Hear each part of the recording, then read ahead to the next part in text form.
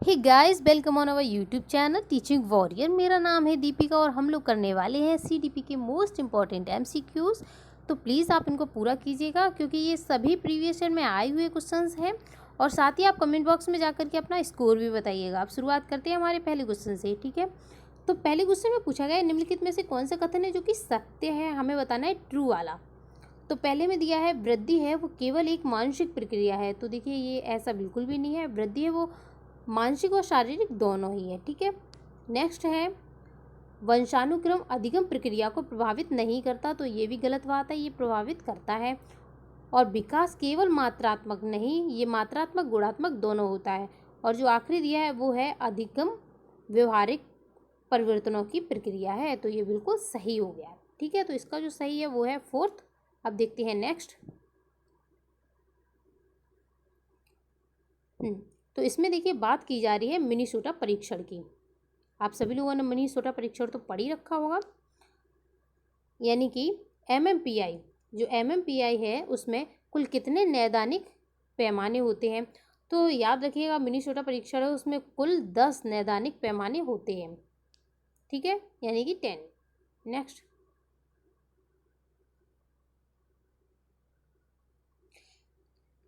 कौन सा एक शिक्षण का मनोवैज्ञानिक सिद्धांत नहीं है। नहीं पर ध्यान दीजिएगा, नहीं है वाला हमें बताना है। तो पहले में दिया है जो ज्ञात से अज्ञात की ओर जाए, ये होता है। सरल से कठिन भी होता है, जटिल से सरल नहीं, ऐसा तो हम लोगों ने नहीं पढ़ा। सरल से जटिल होता है, जटिल से सरल नहीं होता है, ठीक है। तो ये वाला बिल्कुल गलत हो गया। फिर है जो स्थूल से सूक्ष्म की तरफ जाए, ये भी सही है। और हमें बताना था नहीं वाला, तो सही कौन सा हो गया, 3, यानी कि जो जटिल से सरल की ओर, ये बिल्कुल गलत है। नेक्स्ट, समावेशी शिक्षा वर्तमान में डैश आधारित दृष्टिकोण के आधार पर शिक्षा की एक रणनीति है। तो बताइए जो समावेशी शिक्षा वो क्या है। सहानुभूति है, दान है, या फिर उदासीनता है, या फिर अधिकार है। तो ये क्या है, ये बच्चों का अधिकार है। किस में दिया है, 21A आर्टिकल में दिया है, ठीक है। और कब आया था ये, 86 अमेंडमेंट हुआ था। और कब हुआ था ये, याद रखिएगा, 2002 में। नेक्स्ट, लिंग स्कीमा। तो यहाँ बात की जा रही है जेंडर स्कीमा की, ठीक है। ये किसके द्वारा प्रस्तुत किया गया, तो ये नाम आपको याद ही रखना पड़ेगा। ये किया है सेंड्रा वेम ने, ठीक है। तो इसका सही है फोर्थ, यानी कि सेंड्रा वेम। नेक्स्ट, बायोगास्की के सिद्धांत के अनुसार सामाजिक अधिगम के समर्थन करने के सबसे प्रयुक्त निर्देशन डैश है। तो जो सामाजिक अधिगम सिद्धांत को जो समर्थन दे रहा है वो कौन सा है। तो पहले में देखिए बात की जा रही है पाठ्यक्रम की, दूसरे में बात की जा रही है छात्र कार्य पर एक, यानी कि छात्र कार्य पर एक साथ काम करते हैं। तो यहाँ पर आ गया एक साथ काम करते हैं। अब देखिए जो बायोगैस की बल देते हैं वो साथ में काम करने पर देती है, सामाजिक विकास पर देते हैं। तो सही कौन सा हो गया, सेकंड। नेक्स्ट, ऐसे परीक्षण क्या कहलाते हैं जो भाषा आधारित तर्क शक्ति पर निर्भर करते हैं। जो भाषा आधारित तर्क शक्ति पर निर्भर करेंगे तो इनको हम कहते हैं मौखिक परीक्षण, यानी कि 3 इसका सही हो गया। नेक्स्ट, व्यक्तित्व के किस पहलू में बच्चों के आउटगोइंग होने की संभावना बढ़ जाती है। तो आउटगोइंग होने की जो संभावना बढ़ जाएगी तो वो है बहिर्मुखी, ठीक है। और व्यक्तित्व के प्रकार बहिर्मुखी, अंतर्मुखी और उभयमुखी, ये किसने दिए, ये दिए जुंग ने, याद रखिएगा। नेक्स्ट, सामाजिक अधिगम के बंडूरा के चार सिद्धांत इस प्रकार से है। तो जो सामाजिक अधिगम जो मॉडलिंग की थ्योरी दी है बंडूरा ने, अरगर बंडूरा ने, उनमें उन्होंने 4 कुल स्टेप बताए हैं, ठीक है। 4 स्टेप बताए, हमें वो स्टेप बताने हैं। तो देखिए ये ना आपको याद रखने के लिए याद रखना है कि AR, ठीक है, AR रहमान, ठीक है, ऐसे करके याद रख लीजिए, रहमान, AR रहमान, ठीक है। तो अब देखिए A से हो जाएगा अटेंशन, R से हो जाएगा रिटेंशन, और R से हो जाएगा रिप्रोडक्शन, और M से हो जाएगा मोटिवेशन। AR रहमान से आप याद रख लीजिए अटेंशन, रिटेंशन, रिप्रोडक्शन और मोटिवेशन। तो इसका सही हो जाएगा 3। नेक्स्ट, किशोर अपनी स्वयं की छवि बनाने और स्वयं के विचारों को एकीकृत करते हैं। वे किस तरह संदर्भित होना चाहते हैं, वो क्या करना चाह रहे हैं। अब देखिए यहाँ पे जब वो पहले से दिया है, वो स्वयं की छवि बनाने और स्वयं के विचारों को एकीकृत कर रहे हैं, यानी कि खुद की पहचान बना रहे हैं। तो इसका सही हो जाएगा ईगो आइडेंटिटी, ठीक है, यानी कि अहम पहचान। नेक्स्ट,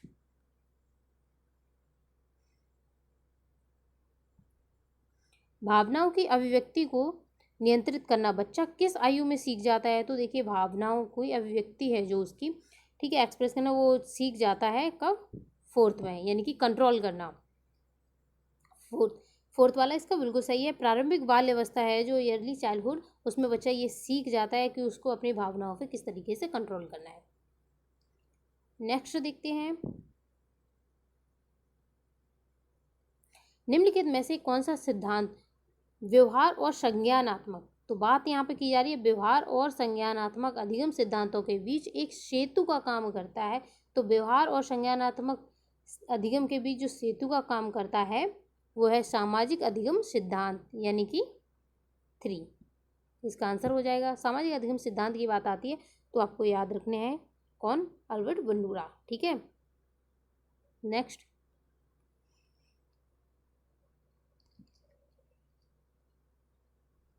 निम्नलिखित में से कौन सा कथन योग्यता और क्षमता से संबंध में सत्य है, यानी कि योग्यता और क्षमता के संबंध में जो भी कथन इसमें से सत्य हमें वो बताना है। तो पहले में दिया है कुछ करने के लिए योग्यता एक जन्मजात संभावना है। तो यहाँ पे बात की गई है कि कुछ करने के लिए जो हमारी योग्यताएं हैं वो एक जन्मजात संभावनाएं हैं, तो ये बिल्कुल सही हो गया, ठीक है। तो इसका पहला ही सही है। अब देखते हैं नेक्स्ट,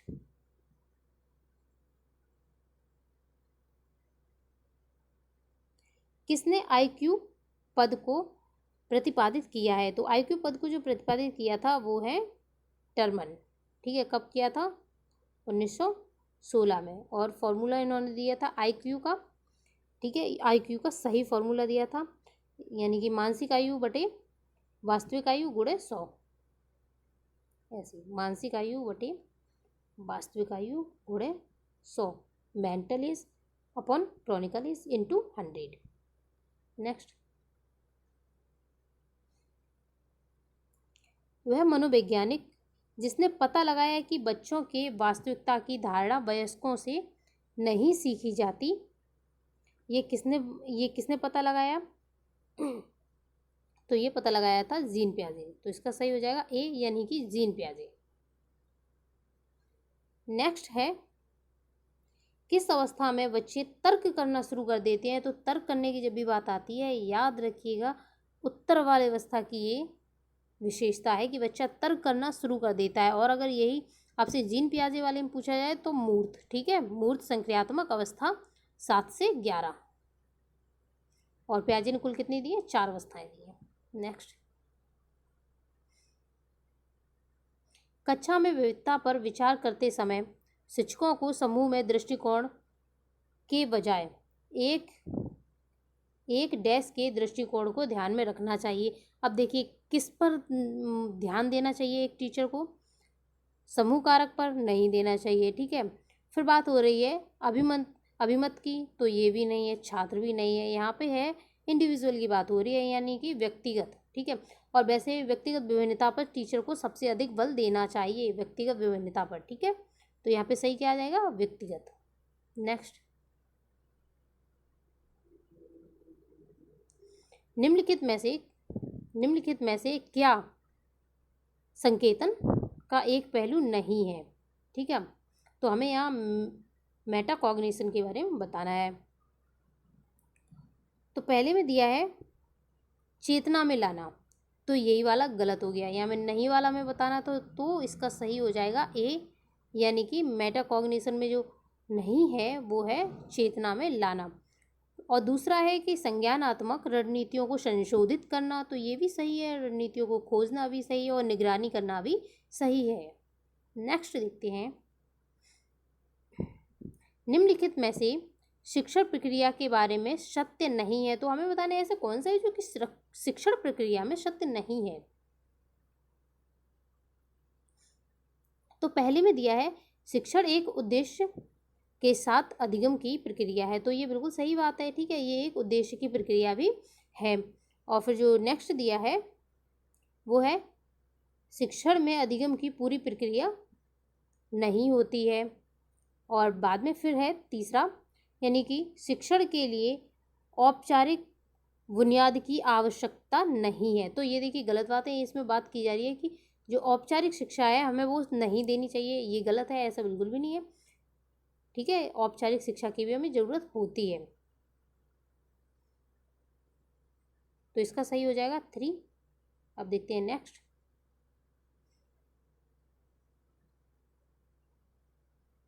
निम्नलिखित में से क्या विचार विमर्श प्रक्रिया के लिए लागू नहीं होता है? हमें बताना है कि विचार विमर्श प्रक्रिया के लिए क्या है जो लागू नहीं होता है। तो पहले में दिया असामान्य विचारों का सृजन करना, दूसरे में दिया विचारों की आलोचना करना, तीसरा दिया है एक के साथ आने वाले विभिन्न विचारों को जोड़ना, या फिर गुणवत्ता की तुलना में मात्रा अधिक महत्वपूर्ण है। तो इसमें जो बात की जा रही है वो की जा रही है विचार विमर्श करने की प्रक्रिया की, ठीक है। अब विचार की जब बात आ रही है तो विचार से ही आप याद रखना विचार की आलोचना नहीं वाला पूछा गया है, ठीक है। यानी कि निम्नलिखित में से कौन सा विचार विमर्श की प्रक्रिया में लागू नहीं होगा? तो वो नहीं होगा कि हम विचारों की आलोचना करें। नेक्स्ट,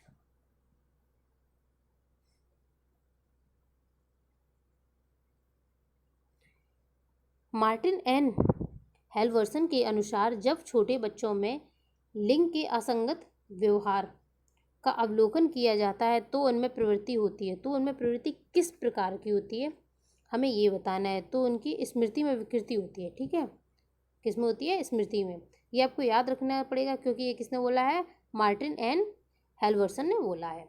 अगर कहीं पर भी आ जाए मार्टिन एन हेल्वर्सन ने छोटे बच्चों की लिंगी असंगत व्यवहार के बारे में क्या बोला है, तो उन्होंने बोला है कि स्मृति है वो कैसी हो जाती है? विकृत हो जाती है। नेक्स्ट है एनोरेक्सिया नर्वोसा से ग्रसित बच्चों को विशिष्ट रूप से क्या समस्या होती है? तो देखिए जो ये है एनोरेक्सिया नर्वोसा ये संबंधित होती है भूख से, यानी कि कुछ बच्चे ऐसे, यानी कि ये ज़्यादातर जो पाई जाती है वो लड़कियों में पाई जाती है। लड़कियों की जो हैबिट होती है, सभी की नहीं, मतलब कुछ लड़कियां इस तरीके से सोचती हैं कि वो खाने से मोटी हो जाएंगी, उनको बहुत ज़्यादा भूख लगती है पर फिर भी वो लोग खाना नहीं खाती हैं, तब उनमें जो बीमारी हो जाती है उसे हम कहते हैं एरोक्सिया नर्वोसा, ठीक है। तो ये किससे संबंधित है? ये है शरीर से, यानी कि अगर वो भोजन नहीं करेंगी तो उनको शरीर में समस्याएं हो जाएंगी। तो इसका जो सही है वो है सेकंड। और यहीं से आप याद रख लीजिए वुलिविया है कि अधिक भोजन खाने से, अत्यधिक भोजन खाने से वुलिविया होता है। और एनोरेक्सिया नर्वोसा हो जाता है कि भोजन ना खाने से शरीर में विकृति उत्पन्न हो जाती है।